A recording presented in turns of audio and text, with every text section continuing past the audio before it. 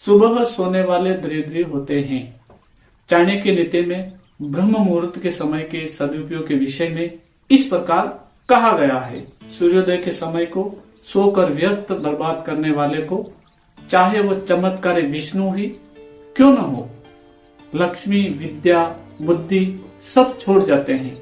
वह व्यक्ति एक न एक दिन दरिद्री हो जाता है। संसार के प्राय सभी उच्च कोटि के साधक, बड़े बड़े विद्वान और दीर्घजीवी मनुष्य सूर्योदय से पूर्व ब्रह्म मुहूर्त में उठकर शुभ चिंतन के अभ्यस्त रहे हैं। बाल सूर्य की परम स्वास्थ्य की किरणों को शरीर पर लेने से, प्रतिदिन सूर्य नारायण को अर्घ्य देने से, दर्शन करने से बड़ा पुण्य लाभ होता है।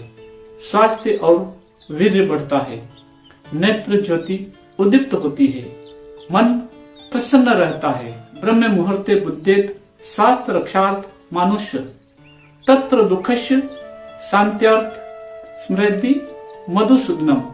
अर्थात स्वास्थ्य बढ़ाने के लिए केवल ब्रह्म मुहूर्त ही मनुष्य के लिए अति उपकारी है।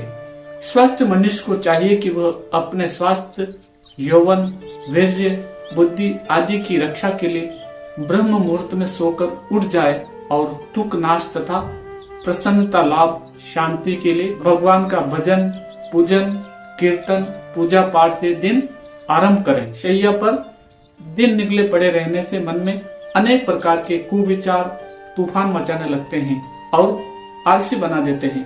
क्षुद्र काम वासनाएं प्राय उन व्यक्तियों को सताती हैं जो रात्रि में 12-1 बजे सोने की बुरी आदत बना लेते हैं। आलस्य में हम जो फंसते हैं, यह दुष्ट त्यों हमें अधिकाधिक सताता है। लोगों का कहना है कि हम बड़े तड़के उठना चाहते हैं, बड़ी इच्छा होती है, पर हमारी तामसिक वृत्तियां हमें बिस्तर पर पड़े रहने को दबाती हैं।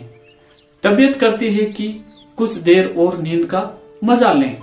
हम क्या उपाय करें? हमारा सुझाव है कि आप तुरंत उठ जाइए, तनिक भी न सोचिए, न कुछ देर पड़े रहने का मोह कीजिए। एक बार संकल्प कर उठ गए, निद्रा को तोड़ना ही सबसे महत्वपूर्ण काम है। फिर तो एक नई आदत का निर्माण हो जाएगा। ब्रह्म मुहूर्त में हमारा आत्मा बलवान रहता है। हम ईश्वर तक अपना जो भी संदेश हो पहुंचा सकते हैं, उनका संकेत भी पा सकते हैं। इसी ब्रह्म वेला में भगवान से सीधे बातचीत हो सकती है।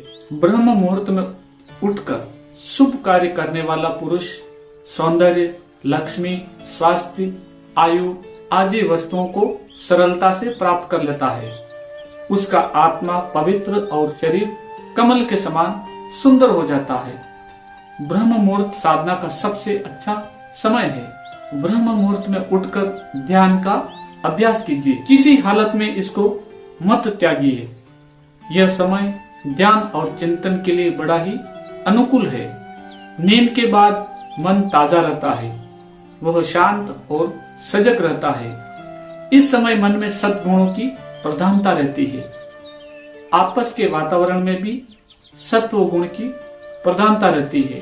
ब्रह्म वेला में मन सापेक्षतः कोरे कागज की तरह स्वच्छ रहता है। उस पर दुष्ट सांसारिक कुसंस्कार नहीं रहते। राग द्वेष की धाराएं मन में नहीं घुसी होती। इस समय आप मन को इच्छानुसार जैसा चाहें सुगमता पूर्वक बना सकते हैं।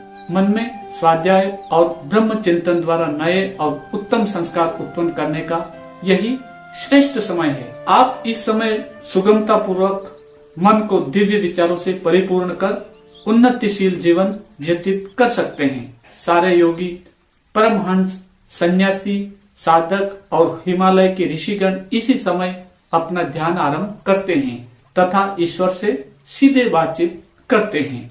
सांसारिक व्यक्ति को शौचादि से निवृत्त होकर पूजा करनी चाहिए, फिर घूमने जाना चाहिए, स्वाध्याय और लेखन के कार्य करने चाहिए। पवित्र श्लोकों का पाठ, गायत्री जप, ओम नाम कीर्तन, भजन गाने से सारे दिन आपका आत्मा सशक्त बना रहेगा।